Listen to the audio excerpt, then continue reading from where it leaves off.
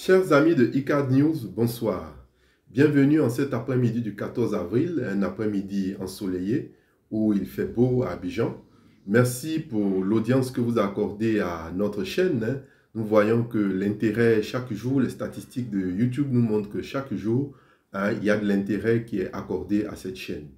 Cet après-midi, nous allons aborder un sujet qui est d'actualité. Oui, il s'agit donc des résultats provisoires du recensement général de la population et de l'habitation en Côte d'Ivoire de 2021. Alors, le ministère donc, du Plan, un porte-parole donc de l'État de la Côte d'Ivoire pour cette spécialisation-là de la donnée, a communiqué donc dans le mois de mars un nombre de données qu'il a réunies dans un document qu'ils ont appelé « Résultats provisoires du recensement général de la population ».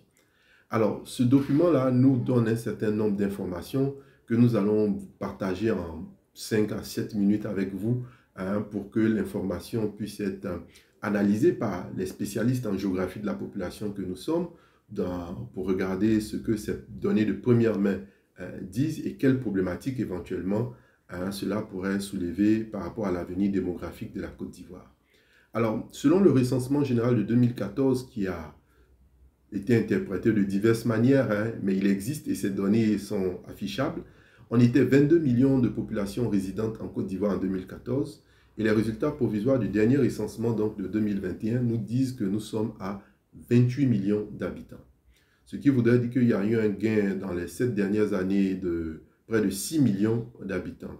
Le taux d'accroissement moyen annuel est établi à 2,9%. Légèrement en baisse par rapport à ce que nous avons connu depuis 1988 avec 3,8%, 3,3%, mais ce sont des taux qui sont dans la même fourchette de 3,3 à 2,9%. On est toujours autour de 3%, ce qui voudrait dire qu'un doublement de la population pourrait être attendu toutes les 2 décennies, on va dire si on y prend garde, parce que l'accroissement rapide de la population a toujours été quelque chose de redoutable pour les gouvernants et pour ceux qui ont la maîtrise de la gestion de l'économie et des ressources. Alors, la Côte d'Ivoire, c'est aujourd'hui une population de 28 millions d'habitants où la taille moyenne des ménages est de 5 personnes par ménage. La taille moyenne des ménages est estimée à 5 personnes par ménage. Mais c'est une population encore dominée par les hommes. Elle a toujours été, le sexe ratio a toujours été à la faveur des hommes. Il est estimé à 109, c'est-à-dire 109 hommes pour 100 femmes, avec en termes de répartition pourcentage, 52% à peu près de la population se réclame de sexe masculin et près de 48% est estimé appartenir au sexe féminin. Donc c'est une population encore dominée par les hommes.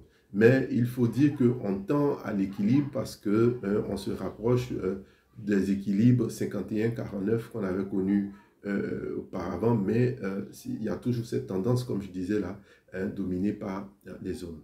C'est une population qui, depuis 1975, avait été déclarée comme une population essentiellement rurale. Elle a entamé son urbanisation progressivement jusqu'à atteindre aujourd'hui l'inversion de la tendance de la résidentialité confirmée depuis 2 décennies, où aujourd'hui on compte près de 53,9% de la population qui vit en ville. Alors qu'en 1975, il y avait 32% de la population seulement qui était estimée vivre en ville. Donc la Côte d'Ivoire, par rapport à la tendance globale qu'on retrouve à travers le monde, est un pays qui est en train de s'urbaniser. Cela pose 2 grandes questions. La question donc de la gestion et de l'organisation des cadres de vie dans les villes qui reçoivent de plus en plus de populations, des populations dont l'intégration donc au système urbain, à ce qu'il implique comme modernité et droit d'accès à un certain nombre de services se pose avec acuité. Surtout pour une ville comme Abidjan et sa région qui, elle seule, abrite près de 5e de la population nationale, soit près de 20% de la population, ce qui est énorme et important.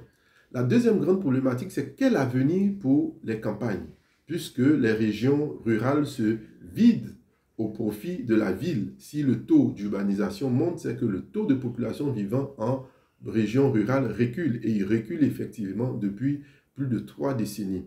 Alors la question est, quel avenir pour les campagnes dans un pays qui est essentiellement agricole? Si les campagnes se vident, quelles seront les ressources humaines pour tenir l'activité agricole qui est la première source donc qui rapporte des bénéfices au pays? En termes de répartition de la population, on a une densité moyenne qui est estimée à 87 habitants au kilomètre carré. Il y a 2 décennies et demie en arrière, on était à 48 habitants au kilomètre carré. En 2014, on a estimé cette densité moyenne à 70 pour montrer qu'il y a une sorte de pression sur l'espace, pression donc qui va appeler donc à ce qu'un certain nombre de problèmes soient posés et qu'un certain nombre de dispositions, surtout dans un pays essentiellement agricole, l'accès à la terre pour la pratique agricole. Cela est extrêmement important. Dans cette répartition de la population, on a donc toujours le bicéphalisme forêt-savane, toujours à l'avantage des régions forestières. Les régions forestières sont les plus peuplées par rapport aux régions savanicoles du Nord. Ceci fait partie de notre héritage colonial qui, en introduisant l'économie de plantation dans les régions forestières, a favorisé donc une massification donc de population dans ces régions forestières. Et dans ces régions forestières, il y a une petite disparité qui a pris forme et qui vient de s'officialiser avec ces résultats. On a un basculement de la charge démographique du quart sud-est, qui est le foyer initial du développement de l'économie agricole cacaoyère, et basculer donc cette charge démographique-là a progressivement basculé jusqu'à prendre pied et à s'imposer donc dans le quart sud-ouest qui, depuis la fin des années 70, est devenu donc le nouveau vivier de l'économie cacaoyère avec San Pedro, ce fameux port qui exporte l'essentiel de la production que la Côte d'Ivoire fait en cacao. Donc, on a donc une région du sud-ouest aussi qui va soulever donc un certain nombre de problématiques qui, depuis les années 90, ont été mises à nu par diverses études. La pression sur la ressource foncière, les équilibres écologiques sont mis à mal parce que la ruée donc vers le développement de cet espace qui, jusqu'au début de nos années d'indépendance, était pratiquement vierge. Le développement donc de ce qu'on a appelé le projet ASSO a permis donc à la population de progressivement prendre pied dans cet espace, de le repeupler, de le recomposer. Aujourd'hui, ce processus de recomposition a abouti à ce que toutes les ethnies autochtones dans cette région se trouvent minoritaires à cause de l'immigration agricole massive qui a eu lieu.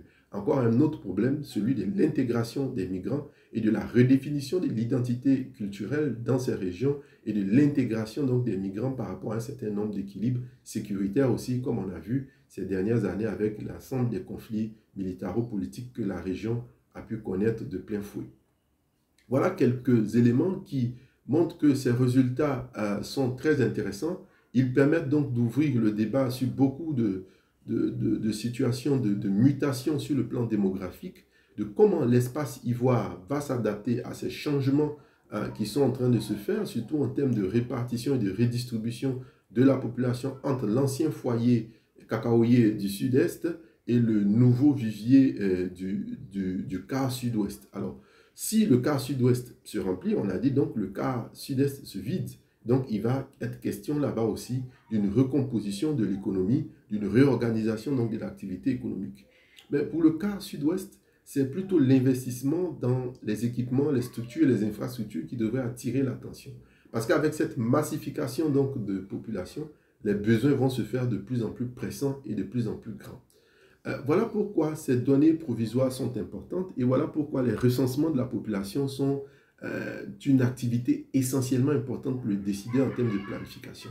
Pour les géographes, les données du recensement n'ont pas de prix. On ne peut pas définir la valeur parce que nous avons la possibilité donc de redéfinir toute notre géographie nationale à partir de ces données. Ces données sont très importantes et nous remercions en tout cas tous ceux qui ont abattu ce travail de recensement. Nous encourageons donc les différentes équipes qui vont faire la validation à nous mettre ces résultats le plus vite possible pour actualiser les données cartographiques, produire de nouveaux atlas et puis soulever des débats assez intéressants, des problématiques nouvelles sur ce que la Côte d'Ivoire est en train de devenir sur le plan démographique et humain. Merci de nous avoir suivis. J'espère que cette vidéo vous fera gagner en information sur le nouveau visage démographique de la Côte d'Ivoire. On espère se retrouver très bientôt. Excellent après-midi.